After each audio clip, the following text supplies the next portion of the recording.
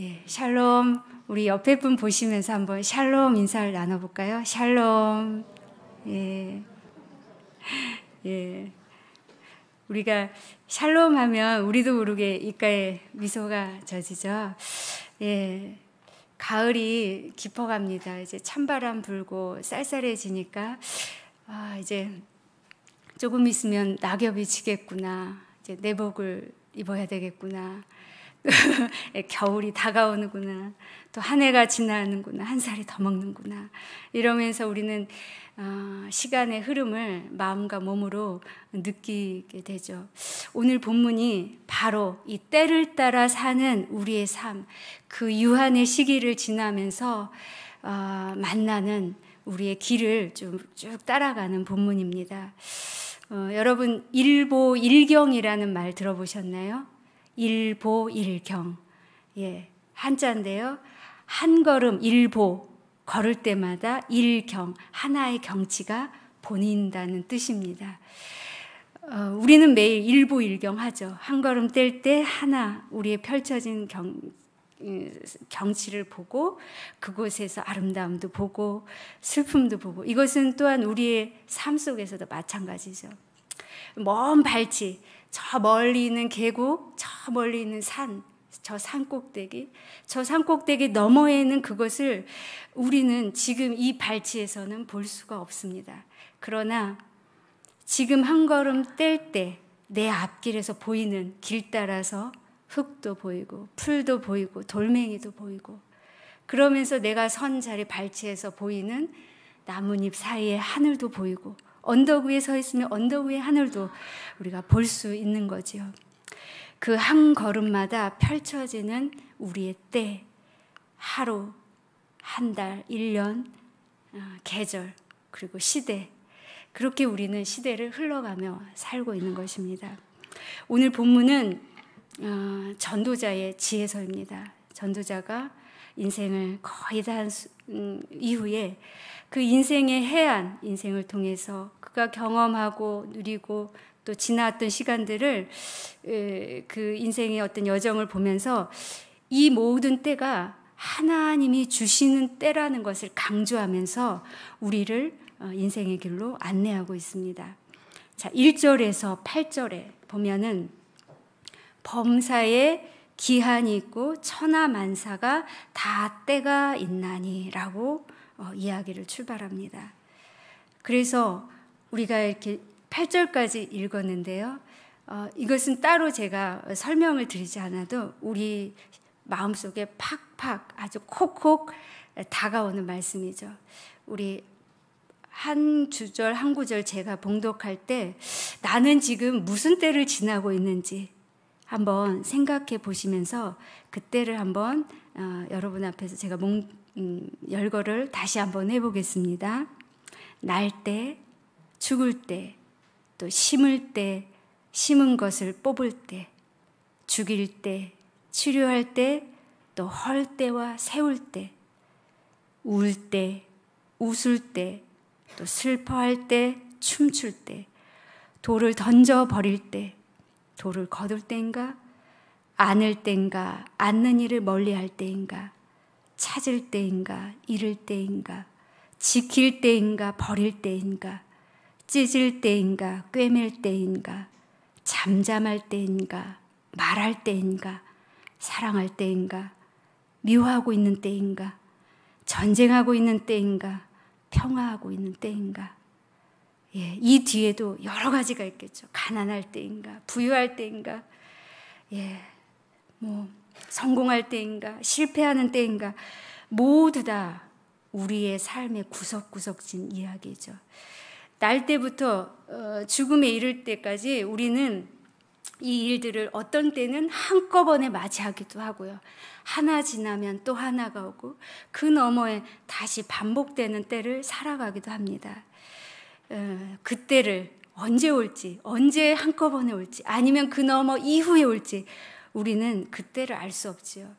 그러나 우리는 알지 못하지만 이 때와 기한은 누가 주신 거죠? 하나님께서 이 모든 때를 주신 것이고 그렇기 때문에 하나님께서 인도하시기 때문에 우리는 알 수 없지만 한 걸음 뗄 때 그 경치 하나를 보고 저 멀리는 못 보지만 우리는 걸어갈 수 있는 것입니다. 자, 여러분, 그런데 이 전도자가 이 1절에서 8절을 쭉 열거한 이유가 있습니다. 우리 다음 절에 보면 9절, 10절을 보면 그 말씀이 나옵니다. 자, 2절, 8절에서 우리가 지나는 이 모든 때의 삶의 모습, 이 수고는 허무하다는 것입니다. 여러분, 전도서 1장 2절에 뭐라고 말씀하시죠? 헛되고 헛되니 모든 것이 헛되도다라고 말씀으로 시작하죠. 전도서 1장 2절에. 근데 오늘 본문은 1절 8절부터 그 때에 대한 기록을 하면서 다시 한번 인생의 허무함과 수고에 대해서 얘기하고 있습니다. 자, 9절에 뭐라고 말씀합니까? 일하는 자가 그의 수고로 말미암아 무슨 이익이 있으랴.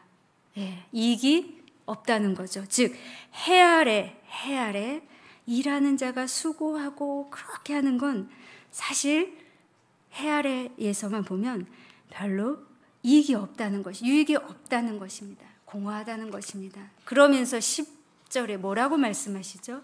그런데 이것을 누가 주신 것이라고 하죠? 이 모든 수고를 하나님이 주신 것이라고 말씀하고 있습니다. 즉 더군다나 피할 수 없는 것이라는 거죠. 인생들이 애쓰게 하려고 주신 것이라고 말씀합니다. 아까도 말씀드린 것처럼 전도서 이 3장 이전에 특별히 전반부에 많이 나오는 부분이 헛되고 헛되며 헛되고 헛되니 모든 것이 헛되도다. 이 말을 전도서에서 자그만치 22번이나 22구절이나 반복을 합니다. 그러면 인생의 수고가, 해 아래 인생의 수고가 헛되니까 그냥 흘러가는 대로 허무하게 그냥 살아가라고 이 말씀을 주시는 걸까요? 결코 아니죠. 그렇다면 이렇게 강조할 필요가 없죠. 여기에서 우리는 하나님의 섭리와 주권 아래에 있는 우리의 존재의 의미를 더 깊이 발견하라고 이 말씀을 주신다고 생각이 듭니다. 하나님이 함께 하시고 인도하시는 인생은 결코 헛된 것이 아니라 의미 있다는 것을 강조하기 위해서 헛되니 모든 것이 헛되도다. 1절부터 1절에 강하게 말씀하시면 지금 본문에서 무슨 유익이 있으랴 10절 그러나 하나님이 인생들에게 노고를 주사 누가 주셨다는 것을 말씀하죠. 하나님이 주셨다고 말씀하면서 자 11절에 그 하나님의 섭리 우리의 존재의 의미, 인생의 의미에 대해서 하나님이 두 가지로 짚어주십니다. 자, 11절을 보면 두 가지가 나왔습니다.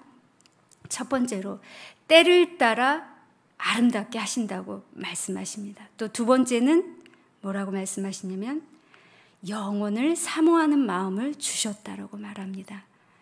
자, 첫 번째, 때를 따라 아름답게 하셨다. 자, 여러분들에게 제가 한번 질문을 하겠습니다.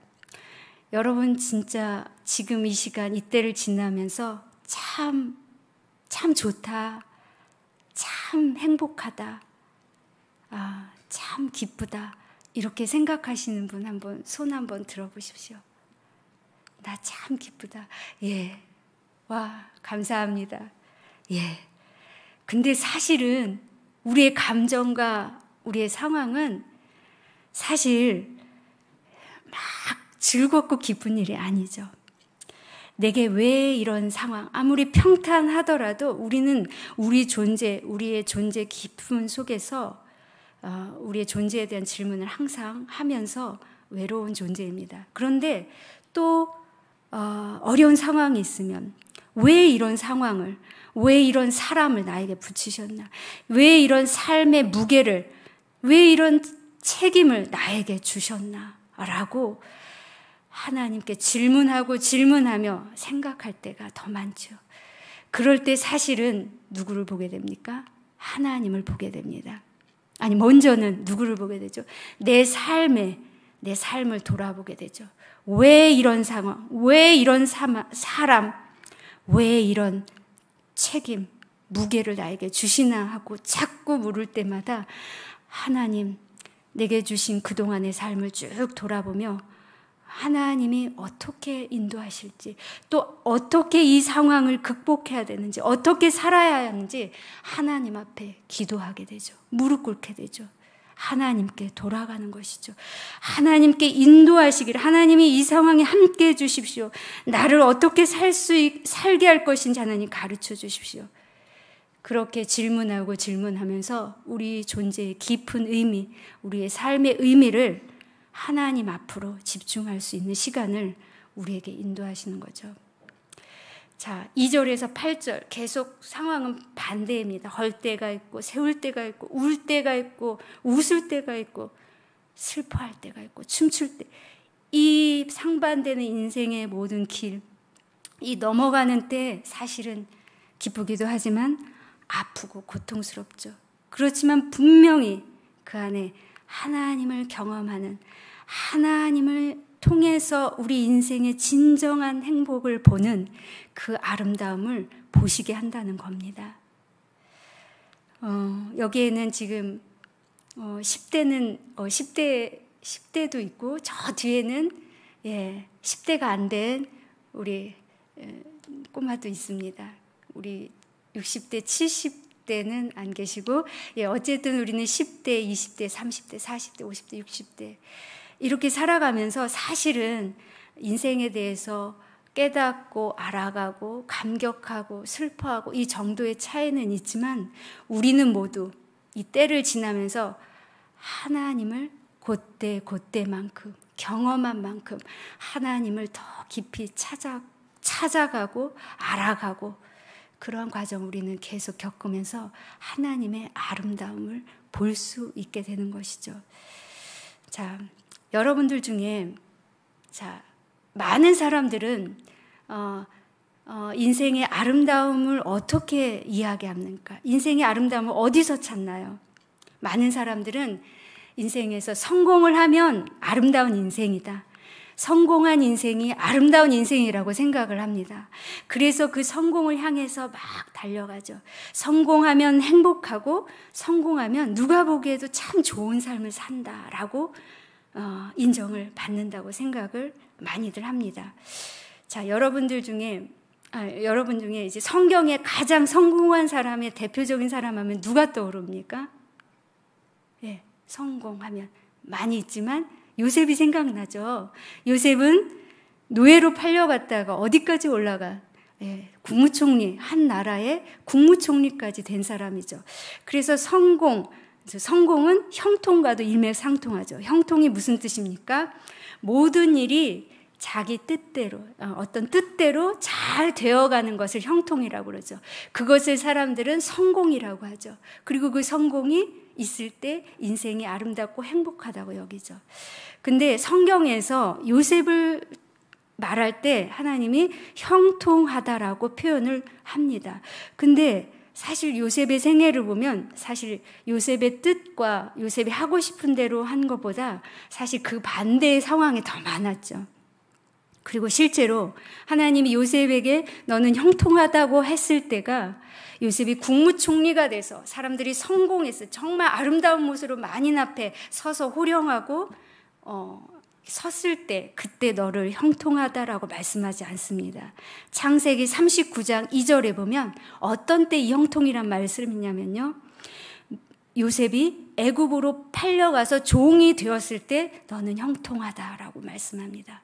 그리고 39장 3절 뒤이어서 이 형통의 의미를 정확히 짚어주시죠.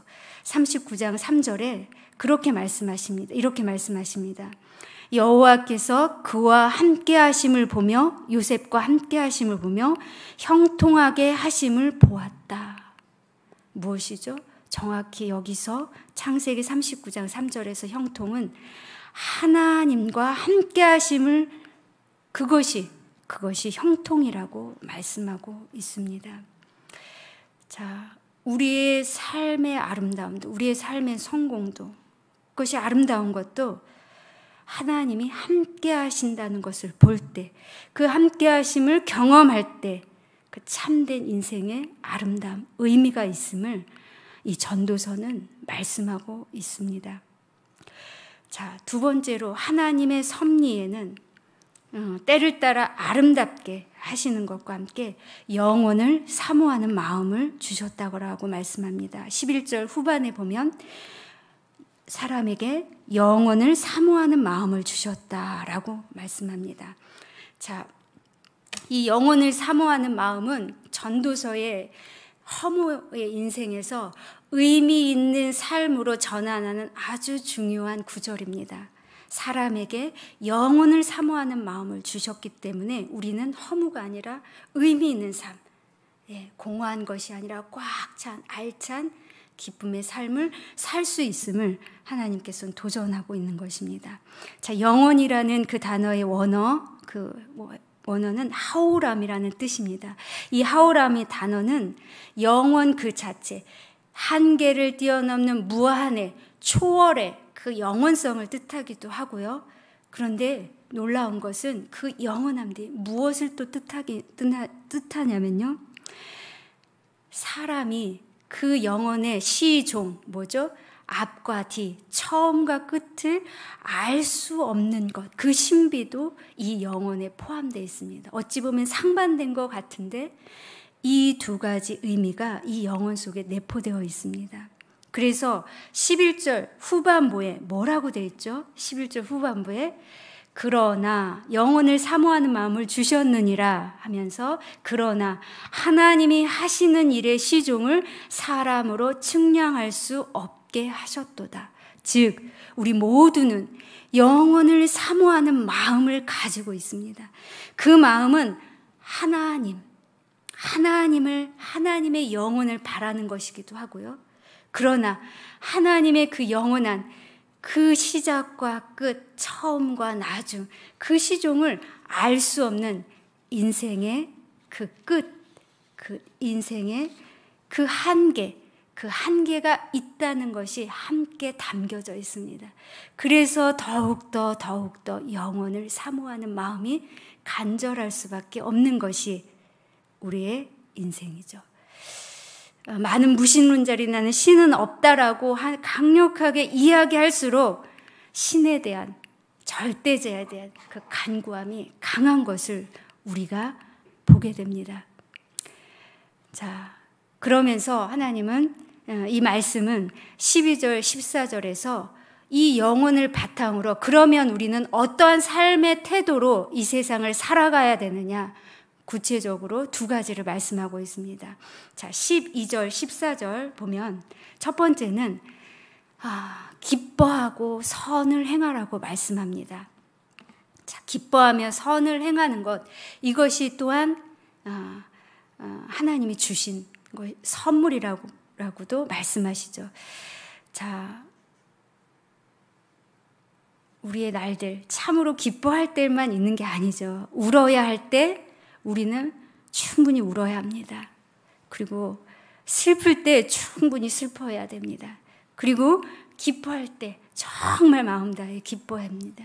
그리고 수고할 때 정말 애쓰며 수고하며 그 속에서 주시는 하나님의 하나님이 우리 수고를 통해서 주시는 그 즐거움을 마음껏 누리라고 하시는 겁니다. 그리고 그것을 가족과 우리 이웃에게 선한 것도 흘러보내라고, 오손도손 살아가라고, 이 모든 것도 하나님이 주신 선물이라고 말씀하십니다.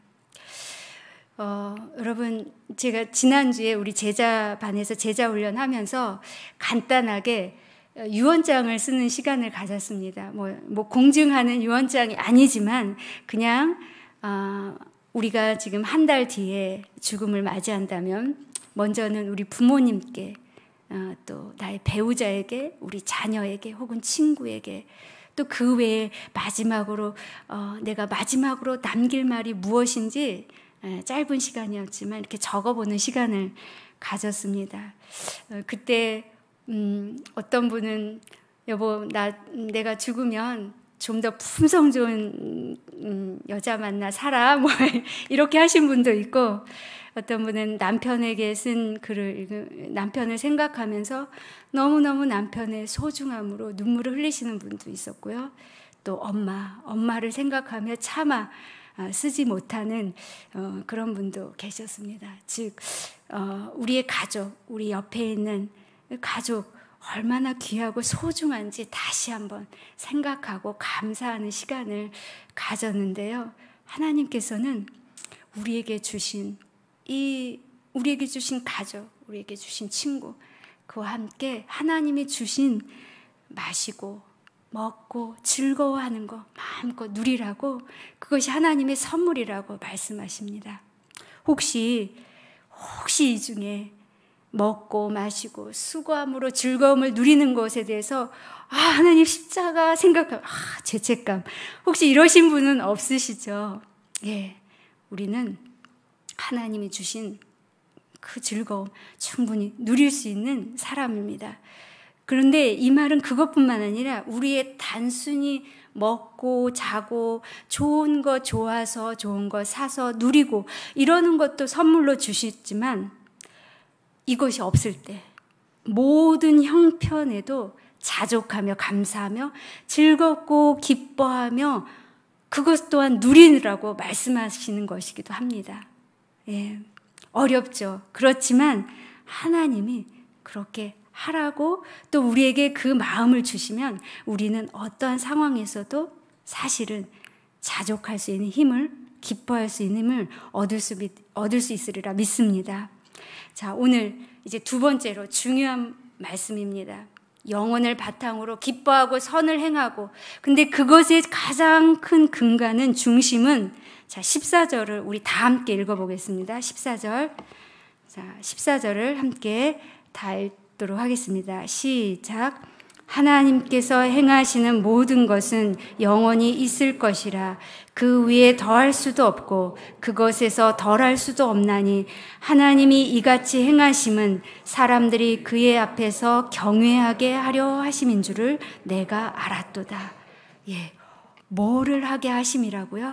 경외함입니다. 경외함입니다. 이 모든 인생의 선물, 때로는 아프고 슬픈 모든 때조차도 사실은 기뻐하고 즐거워하고 감사할 수 있는 그 근간은 무엇이죠? 그것이 헛되고 수고로만 끝나는 것이 아니라 감사와 기쁨과 의미가 되는 것은 바로 하나님을 경외하는 것으로부터 참된 의미가 있다고 강조하는 것입니다. 하나님이 행하시는 것은 영원합니다. 나는 영원하지 않습니다. 나는 불완전합니다. 그러나 하나님은 완전합니다. 그래서 그 하나님의 영혼을 사모하면 할수록, 그 완전함을 바라볼수록 우리는 하나님을 경외할 수밖에 없는 것이죠. 그리고 그 경외함 속에서 인생의 의미, 참된 기쁨, 존재의 의미를 발견하고 또 발견하고 그 아름다움을 한 걸음 한 걸음 배워가는 것이겠죠. 자, 허무하단 말이 이 22구절이나 나왔다 그랬는데, 이 경외함은 전도서에서 6구절이 나옵니다. 그리고 제일 마지막에 이 전도서의 결말을 뭐라고 말씀하시냐면요, 12절, 13절 마지막 전도서의 결론입니다. 일의 결국을 다 들었으니 하나님을 경외하고 그의 명령들을 지킬지어다. 이것이 모든 사람의 본분이니라 라고 전도서의 말씀을 끝맺습니다. 여러분, 말씀을 맺습니다. 자, 전도서는 전도자 솔로몬이라고 알려졌죠. 솔로몬이 마지막 유언같이 우리에게 들려주는 말씀입니다. 유언은 쓸데없는 말을 안 하죠. 꼭 하고 싶은 말을 하는 거죠. 그래서 이 말씀을 우리는 이 솔로몬 시대 이 말씀이 사실은 우리에게도 동일하게 우리의 삶의 한 조각조각을 발걸음을 뗄 때마다 경험하는, 그래서 이 한 조각 한 조각 하나님을 알아가는 시간에 이것을 기억하라고, 하나님, 때에 따라서 아름답게 하시는 하나님, 또 우리를 기쁨으로 선을 행하는 사람으로 오손도손 살게 하시는 그 하나님의 선물로 부르신 것, 그리고 이 모든 것은 하나님을 두렵고 떨림으로 경외하는 그 마음으로 바라볼 때 우리는 인생의 허무함이 극복되고 의미 있는 존재로 살아갈 수 있음을 말씀하고 있습니다. 자, 그래서 우리는 걱정할 필요가 없습니다. 안심하고 한 걸음 한 걸음 살아내면 됩니다. 그래서 오늘은 혹시 이곳에 오시면서 하나님, 나는 왜 이렇게 슬픔이 많나요? 나는 왜 이렇게 상황이 풀리지 않나요? 내게 왜 이렇게 어려움이 많나요? 어려운 때라고 눈물 짓고 계신 분이 있다면 하나님, 지금 이 상황도 주님이 적절하게, 하나님의 때는 다시 풀면 하나님이 우리의 때를 가장 적절한 때에 딱 놓아주신다는 의미입니다. 그래서 아픈 때라도 하나님이 나에게 이때는 아플 때라고 주신 나에게 가장 적절한 때다라는 것을 하나님께 올려드리며, 하나님, 인생의 아름다움을 한 걸음 한 걸음 발견하고 하나하나 보며 하나님께 영혼의 깊은 노래를 내가 드릴 수 있기를 소망합니다. 이런 소망이 우리 하루하루가 되기를 소망합니다. 그래서 오늘 이 시간 찬송가 내 맘의 주여 소망 되소서 이 찬양을 부를 때 사실은 우리의 주님을 좀 떠올렸으면 좋겠습니다. 우리 예수 그리스도는 누구보다도 하나님의 때를 순종해서 하나님의 때에 맞게 하나님이 원하시는 장소에서 하나님이 원하시는 사람들을 위해서, 그리고 하나님이 원하시는 십자가 고난의 짐까지, 거기까지 다 그 때를 사셨던 사람입니다. 하나님이셨습니다. 아기로 태어나셨고 청년 몫으로 사시다가 공생애를 지나시며 마지막에 그 아픈 십자가를 감당하시기까지 이 땅에서 사셨던 분이고요. 또 부활하셔서 우리의 때를 또한 지금 인도하시고 우리의 때를 중보하시며 장차 또 어느 때를 기다리고 계십니까? 장차 다시 오실 날을 기다리고 계십니다. 주님도 이 땅에서 기쁨과 슬픔, 시험과 고난을 함께 하셨습니다. 왜냐하면 너희도 그것을 만날 수 있기 때문에 우리를 위해서 그 때를 사셨고 지금도 그 때를 우리와 함께 하시고 또 우리와 다시 함께 할 그날을 기다리시며 지금도 함께 하십니다. 이 시간 우리 찬송가 484장을 부르며 이 구절 한 구절 구절을 우리 주님께 고백으로 드리도록 하겠습니다.